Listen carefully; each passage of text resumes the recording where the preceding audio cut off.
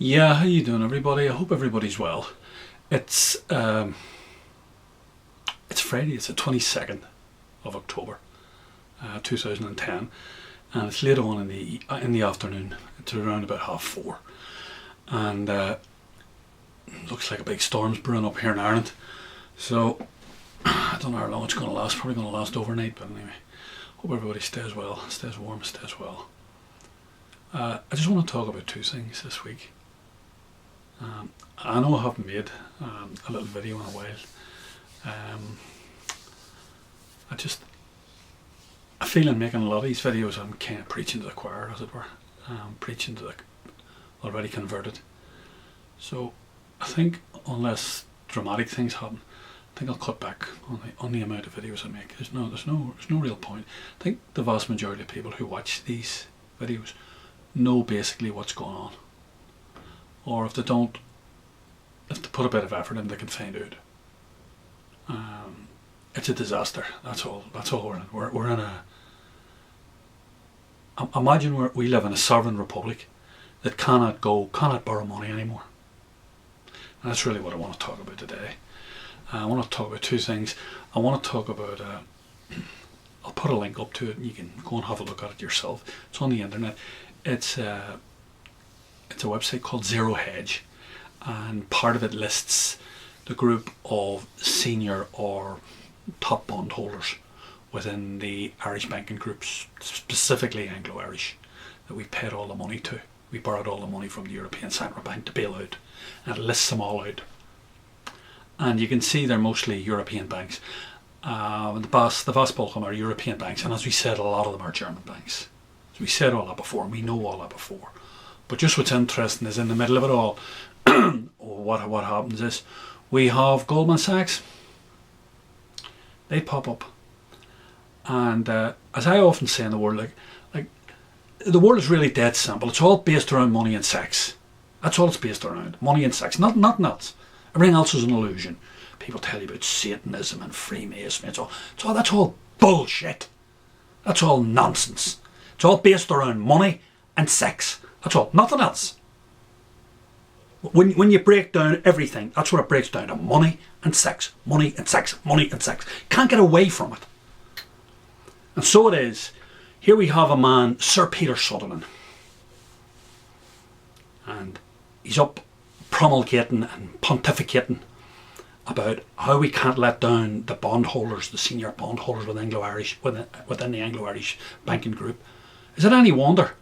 I'd say they're probably into about 50 or 100 million of that money that we've paid back. By the end of this year, we'll have paid back, I think, between 40 and 44 billion to these ponders.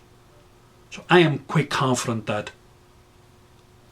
Goldman Sachs loaned a considerable amount of money to Anglo-Irish, and probably through the good ages of Sir Peter himself. So it would all be down to him, and that would not look good on his CV. He wants everything to be up and running on his CV. This is the man with 4 incomes. He has a big retirement pension from BP. He has his retirement pension when he left as the Attorney General of Ireland. Got 52 grand for it. 52 grand a year for it. He gets, as I say, a huge pension from BP, and he got a massive bonus when he retired last year. He also has a chairmanship at Goldman Sachs, the international banking arm of it. Gets a huge salary for it. And he, on top of that then, he has the massive retainer every year from the Vatican Bank. He's a personal advisor to the Pope and the Vatican Bank for its foreign investments. I mean, and this man's getting on and talking about austerity. We should all tighten our belts. I tell you, Peter, I'm not going to tell you what you should do with your belt. Anyway, so when you hear this man speaking, you know where he comes from. It's all do money and power. They'll do anything for money and power. They'll sell you, your granny, your children, everything. So what I want you to do is, if you're interested, have a look at that Zero Hedge. You just pop it up. I put the link onto it there at the end of the little article, and you have a look at it and see. All right. Just one of the next thing I want to deal with then very briefly is this ad here. And I'll put it up. You can have a look at it. Basically, that's it there. Do you see it there? There's it there. Big full page ad.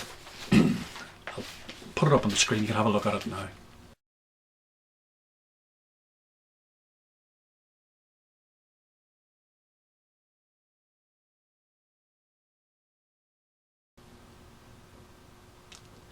Yeah, that's it there. And it's called Ireland State Savings. And what it is it's really what this little video is about today. It's about a country, our country, that can no longer go to the bond markets to borrow money. This is not an individual we're talking about. This is not a company that's gone belly up. This is a country that's gone belly up. That's so rotten, financially rotten, that those speculators won't touch it no matter what the state offers them. We could go on off them 10%, and they probably wouldn't touch it. So now what do we have? We're going to the people of Ireland. And they did this in Japan in 1981 when they had their big collapse in Japan. The Japanese decided it'd be a good idea to offer state bonds to the people. And that particular year when they had the deep crisis, they had an exactly similar crisis to us. It was a property stroke equity crisis. A bubble. Poof, exploded. Collapsed. And they're still suffering the results of it. They're still suffering the results of it. Now, you have to get things into perspective here. We're talking about at the time when they had their financial collapse. We're talking about the second most powerful country and second most powerful industrial country in the world after America. So it had an impact, but it didn't really have an impact, if you know what I mean. Pro rata, it didn't. They were still massively productive. They were still massively creating massive amounts of real wealth.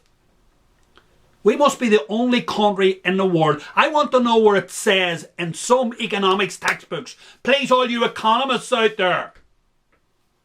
So I want to hear from you. I want to hear from all the Irish economists, the wonderkins of the economic world out there. Where does it tell you in any economic textbook that you generate wealth by speculating in property? Show me that. Show me that where it tells you that in an economics textbook. That you can make money, a state can make money by allowing a bubble to emerge within the state. A gigantic bubble, many, many times its GDP and its GNP. Many times. Imagine that. The top 3 or 4 banks of our country, their loan book exceeds the whole country's GDP, GNP by 3 to 4 times. Man, you could not make this stuff up. It's stuff out of comic books. But I want to know, where does it tell you in an economics textbook that wealth is generated by speculating on property internally in a state? This is the result of it. Our state is now going to go to the people. They'll make money out of this. You know, our state will get, they estimate they're looking for 2 to 3 billion. The Japanese in 1991 were oversubscribed 5 times. They hoped to raise 50 billion by when they went to the people in Japan. And they got 250 to 300 billion. They were staggered. They were stunned. And the reason they'll get that is because, see what it says there? 50% you get after 5 years. Okay, they'll probably take dirt tax and that off, but it'll still be around 45% you'll get. Now, the top banks in Ireland today, for their 10-year bonds, can only give you 3%. And you have to pay dirt tax on top of that and all the rest of it, okay? So what's going to happen is, there's going to be a flight of money out of Irish banks and into the state coffers. People say to me, what are you worried about? Why should that affect you? It doesn't affect me per se, but it'll affect every person that generates wealth, business people who employ other people in this state. Because I'm going to tell you what will happen within 6 months of now. Within 6 months of today. Every single body that has a small overdraft in this country, a business overdraft, not a personal overdraft. I'm not talking about them. I'm talking about a business overdraft. And maybe personal overdrafts as well. I don't know. But certainly business overdrafts. They'll all be called in immediately and transferred into short-term loans. And the people have to pay them back. Because the flight of money out of these banks, which already are in deep crisis, it's going to be phenomenal. This could implode a lot of these. You must remember the situation. Our state already owns Anglo-Irish, it already owns Allied Irish, and it partially owns Bank of Ireland. Now, they're the three biggest banks in this state. So it owns two of them outright, and it partially owns another one. And it's going to implode them by doing this. It's been done through the post office. It's the aegis of the National Treasury Management Agency. Tells you there. There, National Treasury Management Agency. There's there. These are the boys that earn £1 million every year, the public servants. You know those fellas that we've discussed? And the big bonuses. And the massive pensions that they get. So what this is doing is, this is like a man staggering around drunk, doesn't know what he's doing, and he pulls a knife out of it, he finds a pocket knife in his pocket, and decides it's a good idea to cut his own throat. That's what this is going on. So, this is either a catch-22 situation, where the situation in the banks is such a catastrophe that they're going to wind them all up. But I'm telling you this, if I had any money now, today, in any bank in Ireland, if I have no light in any I only have a small amount of personal stuff that I collect, nothing to do with it's commodities, nothing to do with money at all, nothing to do with any fiat money. But if I had it and I read that and I had a load of money, where do you think you think you're going to leave it in the bank? Of course you're not.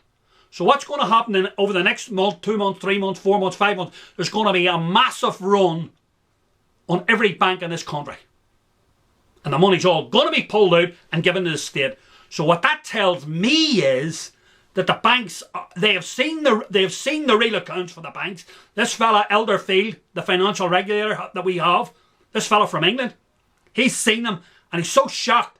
He's went to the state and told them, these all have to be folded up. So what we're going to end up is, we've already got 2 of them under state control and a third one partially. They're going to combine these 3 banks. That's what's going to happen. They'll probably end up with a business bank and some sort of a private bank that deals with ordinary people. It's a clearance bank on the street. So you'll have a commercial bank and clearance banks for small accounts. Probably end up with 2 banks, but they'll be within one group, one banking group. So I think we're going to see the demise, the end of Irish banking as we know it. This is a major statement by the state. This is a full page ad here, coloured ad, in every Irish newspaper on Wednesday. So I think the implications for this are phenomenal. I think the fallout is going to be phenomenal. And as I said, all the talking's finished. You see, we're in the nitty gritty, and it ain't going to be pleasant, unfortunately so. Anyway, let's talk more. Bye.